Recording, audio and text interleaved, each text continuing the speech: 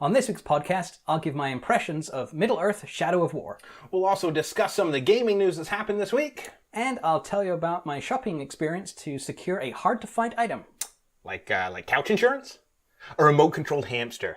A bag of potato chips that all similarly look like former U.S. presidents? Cue the music.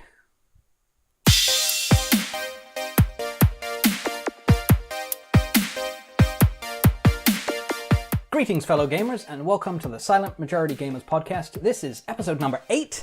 I'm Limey Geek. And I'm still Insomniac Matt. And, well, what a week. What have you been up to this week, Matt? Well, sadly, it's been a lot of work and late nights, and I have not gotten enough gaming in this week for sure.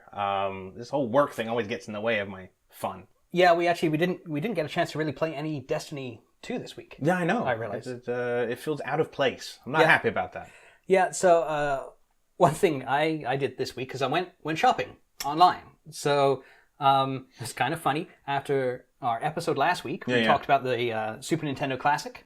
Oh, shut up. And what happened is my wife watched the episode and she was like, "I want one." So I said, well, honey, part of what we were explaining last week is the fact that you can't get them because there's none available, right? But anyway, so I went online. I actually follow Best Buy Canada. They have a Gamer Zone Twitter account where they tweet out stuff about games.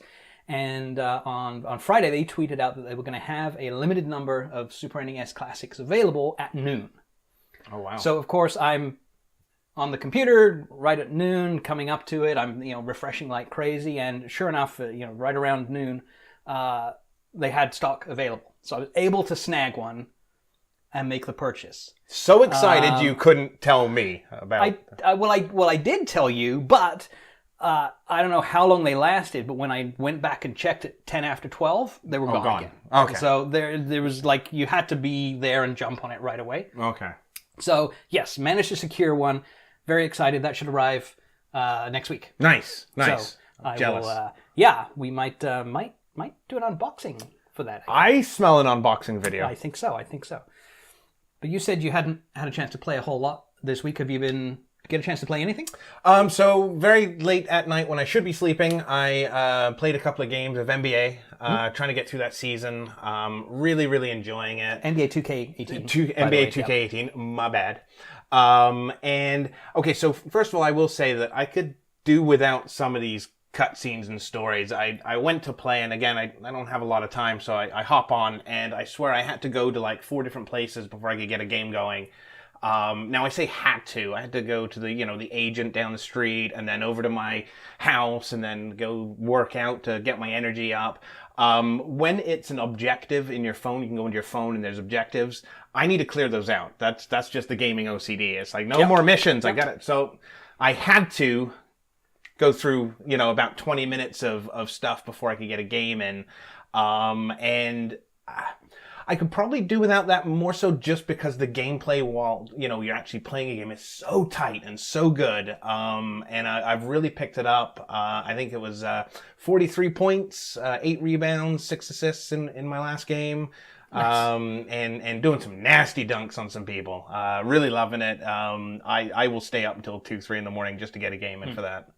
It's interesting you mention that because I was actually thinking the same thing this week. The way they've designed the game with your My Career mode, they're really trying to give you sort of the flavor and experience of being an NBA star on and off the court, right? Yes. So they have all these cutscenes and these different activities and stuff for you to go do, and you're right, they are optional, but they show as an objective, and you have to clear your objectives. Of course. I was thinking the same thing. They don't seem to serve a whole lot of other purpose other than just giving you something to do. Yeah. And it's not playing basketball, which is what the game is about. So, I'm getting to find that there's maybe a bit too many of those things. I'm okay when they're endorsement deals or something where you're going to get money. Right. But the other stuff, so. But like you say, the game itself is so good. Yeah. The actual, when you're actually playing a game of basketball, that's when it shines, right? Yeah. So that's about all I've gotten in on a gaming standpoint this week.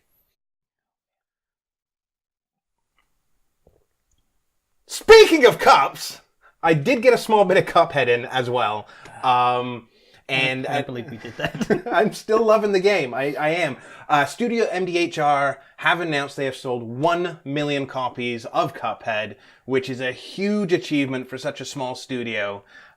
So big shout out to them. Congratulations. I am not surprised myself. I think it's a phenomenal game, and I'm so glad that a lot of people are picking up and playing it. Mm-hmm.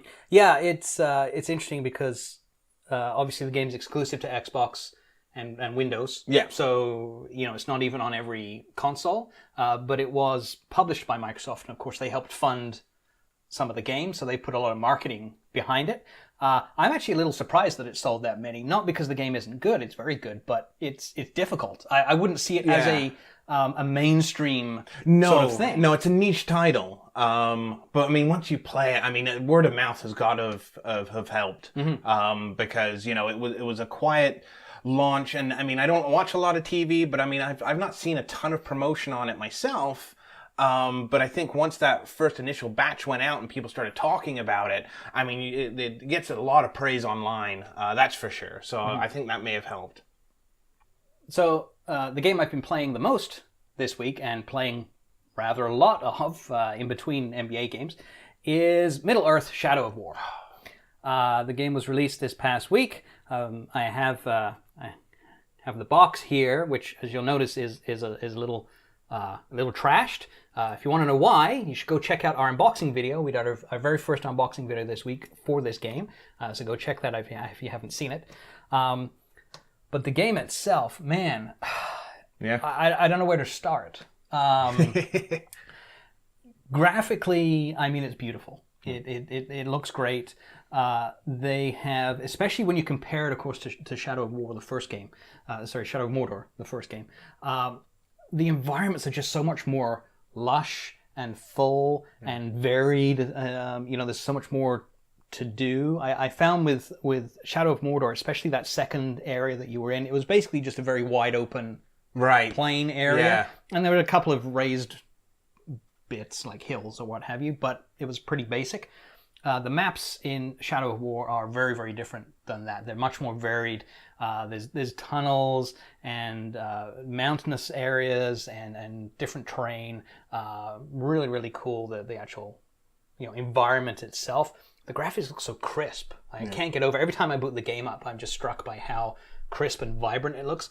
Of course, I am playing on a 4K TV, and the game supports HDR. So color-wise and everything, it just looks fantastic. Yeah, you're set up properly for this game. Yeah, and of course when the Xbox One X comes out, it's going to look even better. So I'm really excited for that. And I was concerned whether I should start playing the game before the new Xbox came out or not. And I couldn't wait. I went ahead. But the game is so huge, I'm probably still going to be playing it. Yeah. When the new Xbox arrives.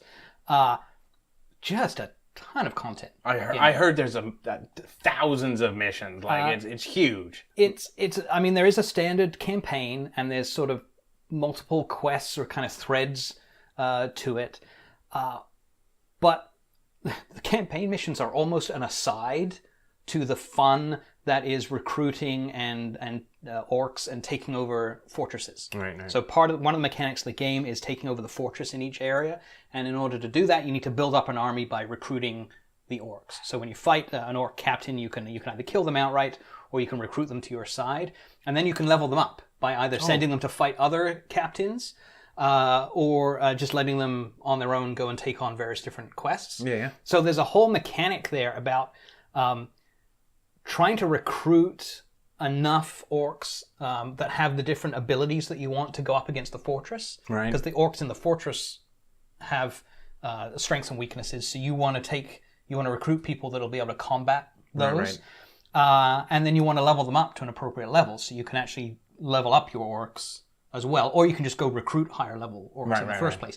So there's a ton of strategy just around that part of the game. Yeah, completely lost in just that aspect. You could just do that and completely ignore the campaign missions entirely. Yeah. So it's one of those games where you look at the minimap and you're just overloaded with things to go do or see. What do I do? Yeah.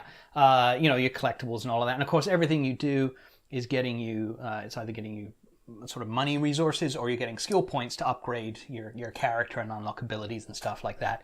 And they've added just a ton of abilities this time. Nice. From the last game. Of course, one of the big things I think they added is drakes. So you have fire-breathing dragons, and you can actually you can get a skill that lets you ride them as well. It's just the scale of that is just ridiculous. It's just awesome. So tell me about the loot system, because I'm excited for that. I didn't want to watch too many videos on it because I want to be surprised.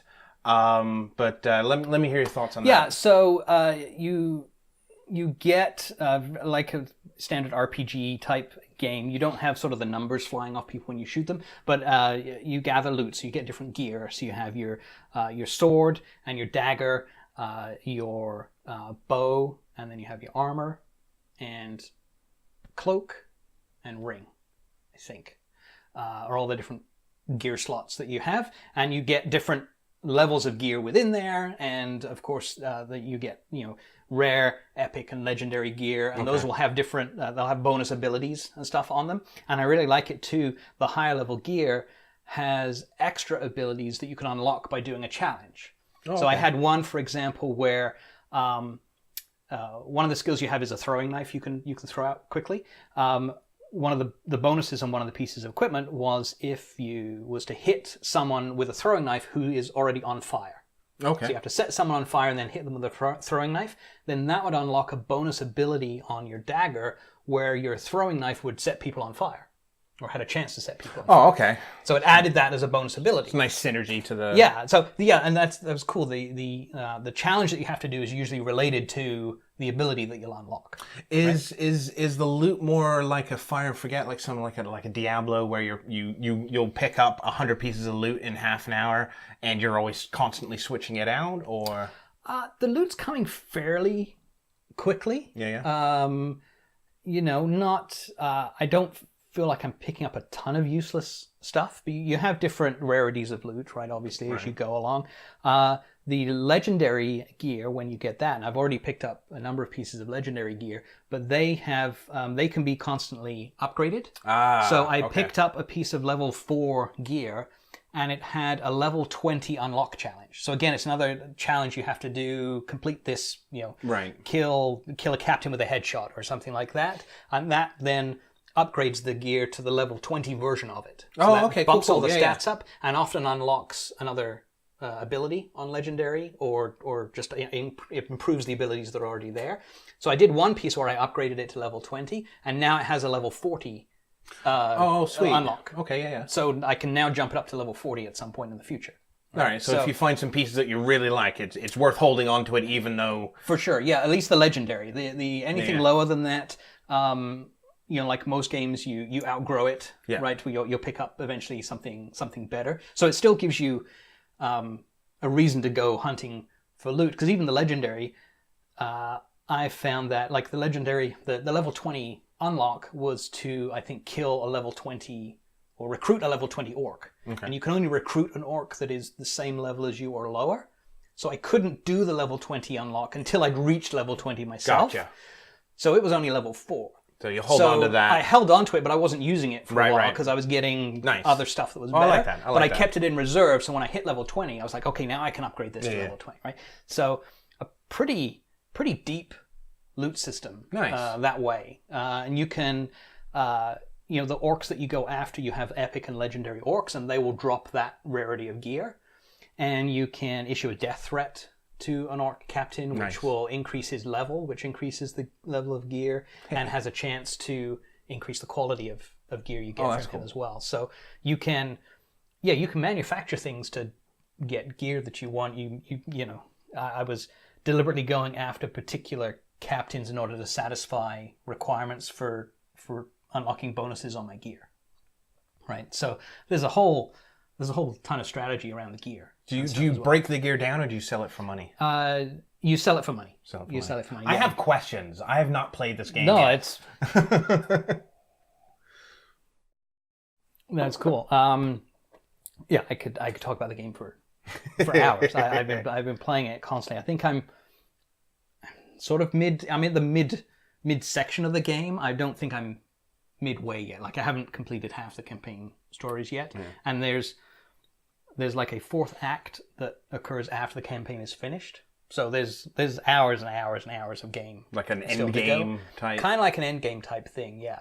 I don't know a lot of the details about it, but it basically involves capturing and defending fortresses. That kind of loop continues for a while, and there's sort of a bonus ending that you get at some point after that. Cool. So, just a fantastic game. I've been really enjoying it. I mean, the combat is great. It's the same combat as the Batman games. Right. I love that kind of... It's not really button mashing. There's more strategy to it, and you have different abilities, and they've added a bunch of abilities and stuff with this one too. I really like the way they use the Celebrimbor Ghost Wraith a lot more in this one. So I unlocked an ability where if you do a stealth kill, you can then chain stealth kill someone else, and it uses focus. And you can keep chaining as long as you have focus. Nice. But when you chain to the second guy, you stay where you are, and it's the Celebrimbor ghost that goes out and assassinates the other person. Yeah. And it kind of does a slow-mo thing, and you stay on the first guy, so you end up both assassinating at the same time simultaneously. Right? Nice. It's very cool. Every time I do it, I'm like, it feels really good. So I did hear that there are some like loot crates and loot boxes that you can buy in the game. Yeah, there are. So, and this was sort of a controversy before the game came out when they announced that, like many other games that are coming out now, microtransactions. They've added the microtransactions and the loot boxes to the game. And one of the big things was, how big of a deal is that? Are you going to have to purchase these things? Yeah, and that kind of thing. The whole pay to win theory. Yeah. Right? I actually find the loot crates in Shadow of War are almost pointless. They're not really needed at all. Now, so what you get in the loot crates is higher level gear and higher level orcs, friendly orcs to put on your army. Okay. So really that just saves you the time in getting them yourself. Okay. Right? Okay. Through grinding. So the stuff in the loot box really is mostly a time save thing, which in a game like Shadow of War I think is pointless because the whole fun of the game is going out and killing orcs and getting loot and upgrading them and leveling them up. And so yes, you could pay money to shave time off your game, but why? I don't know why you would want to, unless you really want to just get through the game quickly. But honestly, the story in Shadow of War is only kind of so-so. Like, that's not a real... The campaign is not a draw to go through it. It's the Nemesis system and interacting with the orcs that is the main draw and the most fun. So I don't know why you'd want to pay to make that shorter. Makes sense. It's almost like Monolith, the developer, designed the game and built it, and then the publisher came along and said, we need to add microtransactions or loot crates or something to this game to make more money. Crap in there. And they just added it on because there's no compelling reason to get them. You also get them naturally, some of them, by doing various different challenges. They have daily challenges and stuff you can do to get a loot crate. And there's an online avenge mechanic where you can go fight an orc that one of your friends online died similar to the first game. One, yeah. But this one is even more, it makes it almost like a mini mission where you have to draw the guy out and then kill him. You actually go into it actually loads a separate instance of the world, your friend's world instance. Really? So nothing you do affects your game at all. Oh, I like that. You just go do the mission and try and kill the guy, and you either succeed or fail, and then you get transported back to your game. But as you do those, you get loot crates as well. So there's nothing in those crates that you can't get just by playing normally without paying. I don't believe so. Well, there may be one thing, and those are there's things called training orders, which are like ability upgrades for your orcs. So there was I got one in a loot crate that was it added Beast Rider option to one of your orcs. So it turned one of your orcs into a Beast Rider, so he's on a Karagor, right? So it sort of upgrades his ability. I haven't seen anywhere where you have access to those or pick those up naturally in the world. I've only seen those in loot crates. Okay, but you didn't have to buy it. I haven't bought a loot crate. No, I've through just playing, I must have had 5 or 6 loot crates already. and I picked up 2 or 3 of those training orders. I haven't actually used them yet. So that might be the only thing that you can only get in a loot crate. There's XP boosts as well. Okay. To boost your XP. But certainly nothing that would be required to finish the game or really make the game easier. It just makes the game quicker. Yeah. Right? So as far as loot crates go, that's probably the best use of a loot crate then in a game. And it's almost, not to shift gears too much, but playing something like Marvel Heroes, where you can pay for certain items. And I found that most of those, again, it's an XP boost or it's a money boost, which you're going to get anyways. Mm-hmm. There's nothing that, you have to buy with money, real money, like a weapon or an attachment or, a piece of gear that you won't be able to get just by playing the game. Like, take a heck of a lot longer. But I don't mind those kind of microtransactions in a game. I'm fine with. You have a lot of impatient gamers out there who just want it now. Go ahead, buy it. Do your thing. I don't have to. That's fine. It's when a game, will sell you something that it will give you an advantage that you cannot get without paying for it. Yeah. I've already bought the game. Let me unlock it while I play the game. Don't make me buy something else on top of that to make it even better. I don't think that's fair, but that's just me. Yeah, I think there's different levels. I mean, the whole loot crate and microtransaction discussion, I think it's very nuanced. I don't think it's a very black and white, like there should be loot crates or they shouldn't. I think it really depends on how it's done. And I think single-player games are different than competitive games, right? There's a very different True. Things. In a single-player game, most microtransactions and loot crates are designed to speed the game up or make it easier. And really, that's then up to you individually. It doesn't affect anything else. Yeah, like if you decide that it's worth paying to get ahead faster, then sure, go ahead. I do have a bit of a concern with some games that in order to get the equivalent without paying, the length of time is so long that you're not really expecting anyone to put 300 hours into this game to grind enough to get this thing, or spend $5 or $10 and get it sooner. Right? There's a line there between making it giving people the option to speed things up and then sort of specifically designing it so they really are going to have to. Yeah, especially the competitive play, right? Competitive is different, right? I mean, you look at something like NBA that we've been playing. Yeah. I'm on the fence a little bit with that one because from a single player perspective, you can grind to earn money to upgrade your player. Yeah. But I find the grind is very long with is. NBA. And some of the cosmetic items, and they're only cosmetic items, but they're quite expensive. And so the game really does seem skewed towards really heavily encouraging you to buy currency with real world money so you can unlock stuff. Yeah. And for competitive, that isn't concerned because it's like, well, people can level up faster if they pay, right? Yeah. Now again, it's only faster. They can't get something that they couldn't get through grinding. But again, it's a case of, is the grind worth it or is it worth paying? Right? I mean,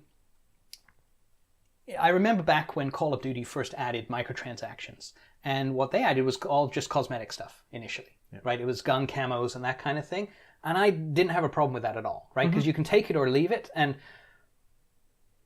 games are so expensive to make, especially AAA titles now. True. Studios are looking for a way to make more money because they're not increasing the price of the games, right? I think there'd probably be a revolt, but they're up there enough already. I mean, they're getting up there, but they haven't added to the cost of the game, so studios are looking for ways to make more money. Yeah. I mean, they're in business to make money. They're quite entitled to that. And when Call of Duty first did it, it was just cosmetic stuff, so you could buy it or you couldn't.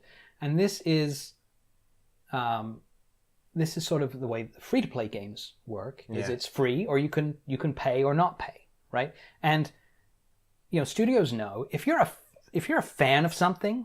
If you're a big fan of something, you're prepared to pay more money and put more money into it. True. Right? There are big fans of various games that will pay extra money for cosmetic stuff because they just love the game so much, right?